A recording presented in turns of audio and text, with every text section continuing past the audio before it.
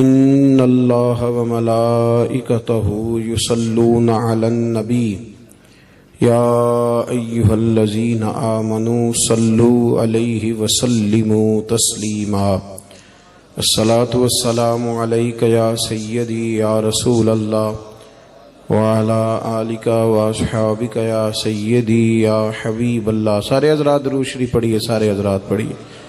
الصلاۃ والسلام علیک یا سیدی یا نبی اللہ وعلی آلک واصحابک یا سیدی یا نور اللہ۔ اللہم صلی علی سیدنا و مولانا محمد معدن الجود والکرم وآلہ وصحبہ وبارک وسلم۔ تمام تعریفیں، حمد و ثنا اللہ تبارک و تعالی کے لیے۔ درود و سلام نبی اکرم نور مجسم شفیع معظم احمد مجتبی جناب حضرت محمد مصطفیٰ صلی اللہ علیہ والا صفات کے لیے۔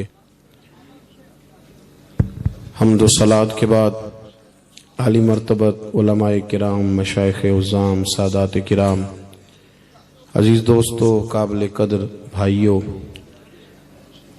اصلاح انسانیت کے عنوان سے اس بزم نور کا انعقاد ہے۔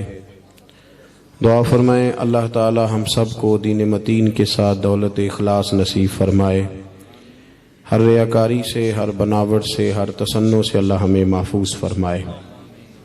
عزیز دوستو، قرآن پاک نے نبی کریم صلی اللہ تعالی علیہ وسلم کی تعریف مختلف جگہوں پر مختلف انداز میں فرمائی۔ جو مقام میں نے تلاوت کیا، اللہ کریم نے ارشاد فرمایا فَبِمَا رَحْمَةٍ مِّنَ اللَّهِ لِنْتَ لَهُمْ، فرمایا اے محبوب علیہ السلام، اللہ کی کیسی رحمت ہوئی کہ آپ اپنے غلاموں کے لیے نرم دل ہو گئے۔ وَلَوْ كُنْتَ فَظًّا غَلِيظَ الْقَلْبِ لَانفَضُّوا مِنْ حَوْلِكَ، فرمایا محبوب علیہ السلام اگر آپ سخت مزاج، سخت دل ہوتے تو بیچارے آپ کے پاس سے بکھر جاتے۔ اللہ نے خاص رحمت کی ہے کہ آپ اپنے غلاموں کے لیے نرم دل ہو گئے۔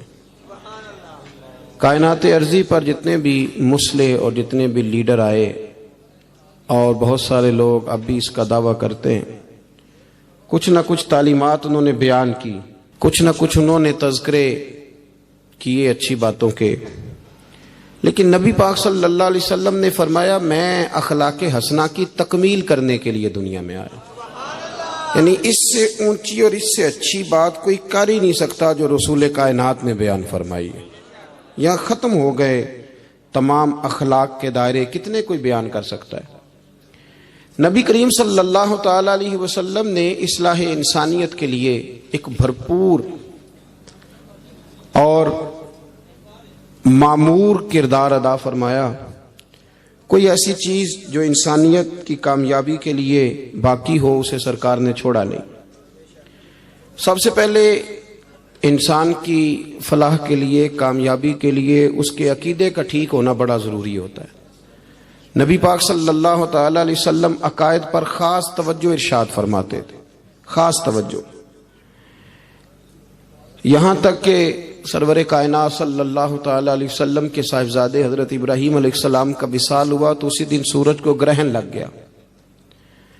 آپ ذرا توجہ فرمائیں کہ بائی دا وے بھی کوئی بات ہو جائے تو لوگ اپنے کھاتے میں ڈال لیتے ہیں، اور جب سے یہ پیری مریدی کا رواج بڑا غلط سا شروع ہوا ہے تو لوگوں نے اس طرح کیا کہ نفسیاتی بوجھ ڈالا جاتا ہے۔ نفسیاتی، پیر صاحب ناراض ہو گئے تو کہیں تیری بھینس ہی نہ مر جائے، فلانا کام ہو گیا تو تیرا کام ہی سارا تباہ ہو۔ اتنا زیادہ نفسیاتی بوجھ ڈالا جاتا ہے کہ لوگ بیچارے الجھے ہوئے رہتے ہیں۔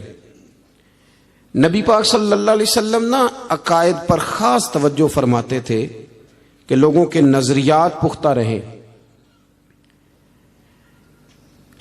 سرکار کے صاحبزادے کا وصال ہو گیا، اسی دن سورج کو گرہن لگ گیا۔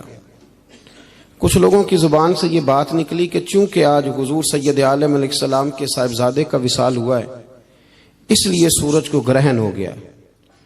تو محبوب کریم صلی اللہ علیہ وسلم نے باقاعدہ لوگوں کو مسجد میں جمع فرمایا، اور جمع کر کے سرکار نے فرمایا یہ سورج کے گرہن کا کسی انسان کی موت سے کوئی تعلق نہیں ہے، یہ اللہ کی حکمت ہے، یہ اس کی قدرت ہے۔ جب سورج گرہن لگے تو استغفار کیا کرو، اللہ کی بارگاہ میں سجدہ ریزی کیا کرو، اس کا اس چیز سے کوئی تعلق نہیں ہے۔ باقاعدہ سرکار نے خطبہ دے کے، تاکہ کسی دل میں کوئی ابہام پیدا۔ حضرت عمر فاروق رضی اللہ تعالیٰ عنہ کے زمانہ مبارکہ میں بعض لوگوں نے یہ کہنا شروع کر دیا تھا کہ جتنی فتوحات ہو رہی ہیں یہ حضرت خالد بن ولید کی وجہ سے ہو رہی ہیں۔ آپ کا انتظام ماشاءاللہ مکمل ہے جی، اب تو بات آگے چلنے کو ہے، بس سب ٹھیک ہے ماشاءاللہ۔ اب آپ ہمیں موقع دیں تاکہ ہم کوئی بات کر سکیں آپ کے ساتھ، اور آپ بڑے پیارے ہیں، بڑے اچھے ہیں، بڑا خوبصورت بندوبست ہے، اللہ آپ کو اس کی جزا عطا فرمائے، اور ماشاءاللہ سب ٹھیک ہے۔ اور تصویر کا ویسے ثواب کوئی نہیں دین کے اندر۔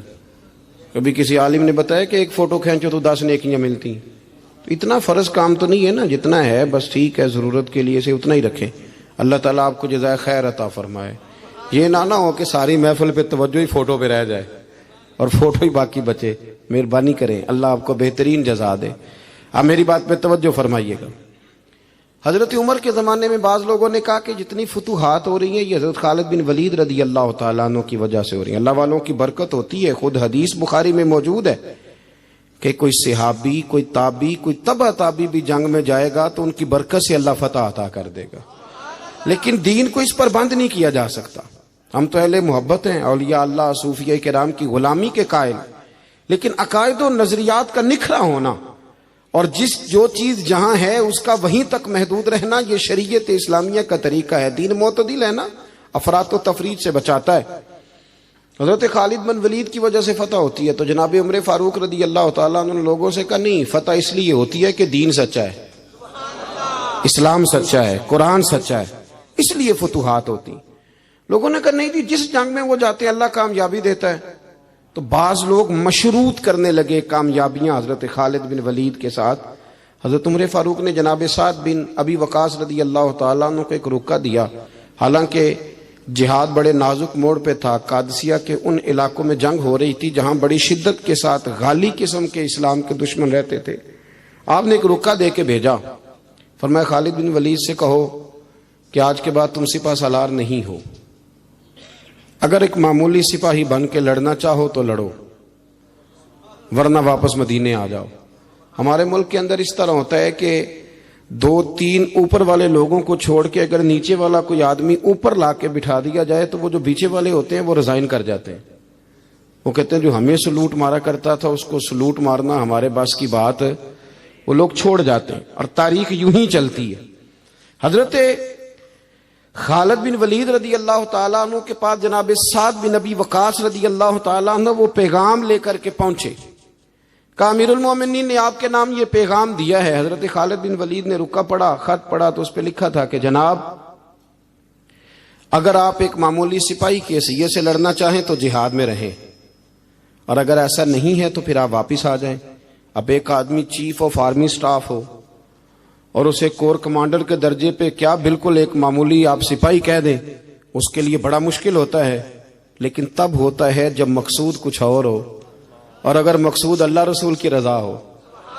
جب وہ خط پڑھا گیا تو لوگ کہتے ہیں ہمارا ذہن یہ تھا کہ حضرت خالد بن ولید رضی اللہ تعالیٰ عنہ فوراً مدینے چلے جائیں گے، اب وہ لڑیں گے نہیں۔ لیکن حضرت خالد بن ولید نے خط پڑھا تو سیدنا سعد بن ابی وقاص کہنے لگے اب آپ کا ارادہ کیا ہے؟ فرمایا یہ آپ کمان پکڑیں، سپہ سالار آپ ہیں۔ تو فرمایا آپ کا کیا فیصلہ ہے؟ فرمانے لگے فیصلہ کچھ بھی نہیں، میں ایک معمولی سپاہی کی حیثیت سے میدان میں رہوں گا اور میں لڑوں گا اور میں جہاد کروں گا، اس لیے کہ میں جو جہاد کر رہا تھا وہ سپہ سالار ہونے کی وجہ سے نہیں کر رہا تھا، محمد عربی کا غلام ہونے کی وجہ سے کر رہا تھا، اور وہ حیثیت میری کو چھین نہیں سکتا، وہ میرے پاس موجود ہے۔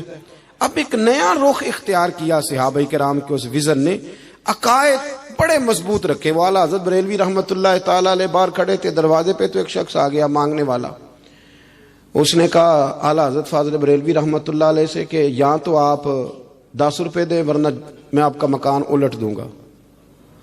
تو اعلیٰ حضرت فرمانے لگے تو 10 کے 20 مانگ پر مکان الٹنے والی بات غیر شرعی ہے، تو بلیک میل کر کے خیرات لینے آیا ہے، یہ کیا طریقہ ہوا؟ 10 کے 20 کہنے لگا جی میں نے الٹ دینی ہے۔ اس کے ساتھ ابھی گفتگو ہو رہی تھی کہ اعلیٰ حضرت کے چھوٹے صاحبزادے چھت پہ کھیل رہے تھے، حضور مفتی اعظم ہند مولانا مصطفیٰ رضا خان صاحب، ہم شبیہ غوث اعظم، اتنا بڑا درجہ اللہ نے دیا. 1.25 کروڑ آدمی ان کے دست مبارک پر بیعت تھا, اور بیعت ہونے والوں میں بڑے بڑے محدثین اور مفسرین شامل تھے. وہ چھوٹے تھے, ابھی 4-5 سال عمر تھی, تو دوسرے منزل کی اوپر والی چھت پہ کھیل رہے تھے. جب کہا نا کہ میں نہیں تجھے پیسے دیتا, تو شہزادے کا پاؤں وہاں سے پھسلا اور وہ اندر گر گئے. اب دوسری منزل سے گرے ہیں اور چھوٹے بچے گزرے ہیں. فاضل بریلوی رحمۃ اللہ علیہ کی والدہ موجود تھی, کہنے لگی احمد رضا تمہیں کہا تو فقیروں سے نہ الجھو, دیکھا نا بچہ گر گیا ہے. تو بچہ, سرکار کا اپنا فرمان موجود ہے کہ اولاد آدمی کو بزدل کر دیتی, لیکن اعلیٰ حضرت فاضل بریلوی فرمانے لگے اماں میرا بیٹا گر گیا ہے, میں تو اندر بھی نہیں آیا اسے دیکھنے, یہ میرا ایک پتر ہے, میرا 1000 بھی ہو تو میں نبی پاک کی شریعت پہ قربان کر دوں گا, پر میں اس کی غلط بات ماننے کو تیار. یہ لفظ آپ کی زبان سے نکلے تو شہزادے دوڑے ہوئے آئے, عرض کی ابا جی میں اوپر والی چھت سے گرا ہوں, میرے تو کپڑوں کو مٹی بھی کوئی نہیں لگی. عقائد کی مضبوطی حسن ہے, اس حسن کو قائم رکھیں. فلاح کے لیے سب سے ضروری یہ ہے کہ آپ کا کوئی نظریہ تو ہو. یہ کیا بات ہوئی کہ رسیوں سے ڈرنا, ہر چوتھے آدمی کو کالا جادو ہو گیا, ہر پانچواں آدمی آ کے کہتا ہے, اور بڑا کام چل رہا ہے عاملوں کا. انہوں نے تو اپنے بورڈ پہ وہ بیماریاں لکھوا دی ہیں جو ابھی پیدا بھی نہیں ہوئی, ان کا بھی وہ علاج کراتے. خدا کا خوف کریں, اتنا تو نہیں جادو آسان کے سبھی کو ہو گیا ہے. تو اب وہ فقیر صاحب جو تھے وہ پہلے تو بڑے مطمئن تھے کہ بچہ گر گیا ہے, چلو تکا لگ گیا ہے, لیکن اب جب شہزادے دوڑے آئے تو وہ پریشان ہوئے. فاضل بریلوی کو اللہ نے بڑی شان عطا فرمائی. اعلیٰ حضرت رحمت اللہ علیہ فرمانے لگے تو کہتا تھا مکان الٹ دوں گا. یہ بعض لوگ جو ہوتے ہیں یہ پورا قرآن و سنت پڑھنے والے بندے کو ایسے ہی سمجھتے ہیں, ایسے ہی سمجھتے ہیں. حد ہو گئی ہے بھائی. کہتے ہیں تیرے سینے میں کیا, جس کے سینے میں پورا قرآن ہے اگر اس کا ہی سینہ خالی ہے تو پھر بھرا ہوا کس کا ہے؟ جو رسول اللہ صلی اللہ علیہ وسلم کی حدیث پڑھانے والا ہے, اگر اس کے اندر ہی شے کوئی نہیں تو شے پھر آئے گی کہاں سے؟ سنو اور یاد رکھنا, اعلیٰ حضرت نے جوتا الٹا فرمایا تو کہتا تھا مکان الٹ دوں گا, تیرے اندر طاقت ہے تو میرا جوتا سیدھا کر کے دکھا. اٹ سٹ تے پکھڑا کوار گندل اسی اور بھی بوٹیاں جاننے ہیں, یہ کرنا سیدھا تیرا پتہ چلے, تیری فقیری کی سمجھ آئے کہ تو کتنا بڑا فقیر ہے. اس نے پورا زور لگایا پر جوتا سیدھا کر سکا. کیسے آقاؤں کا بندہ ہوں رضا, بول بالے میری سرکاروں کے. اب اعلیٰ حضرت رحمت اللہ علیہ نے جوتا خود سیدھا کیا اور جیب سے 10 روپے نکالے. فرمایا یہ پیسے لے جا, پر آج کے بعد جس سے مانگنا پر اپنا فقر دکھا کے مانگنا, کسی کو بلیک میل نہ کرنا, اس لیے کہ ہم مسلمان ہیں, ہمارا سب سے پہلا بھروسہ اپنے رب کی ذات پہ. اپنی زندگی کے اندر پہلے سب سے مضبوط نظریات. یار ابھی تک لوگ یہ کہہ رہے ہیں کہ بلی رستہ کاٹ جائے تو کام نہیں چلتا. لو بلی نے بھی تو سڑک سے گزرنا ہی ہے نا, وہ کدھر جائے گی بیچاری.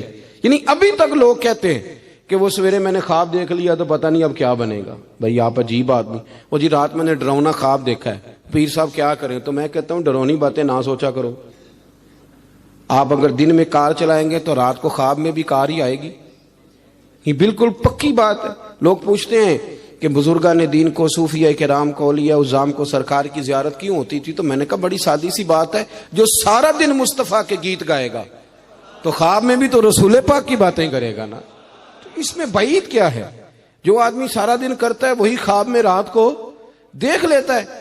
پہلی بات اپنے عقائد. اور دوسری بات یہ کہ ہمارے ہاں نا آہستہ آہستہ غلطی تسلیم نہ کرنے کا رواج بڑا عروج پکڑ رہا ہے. ہم ڈٹے ہوئے لوگ ہیں.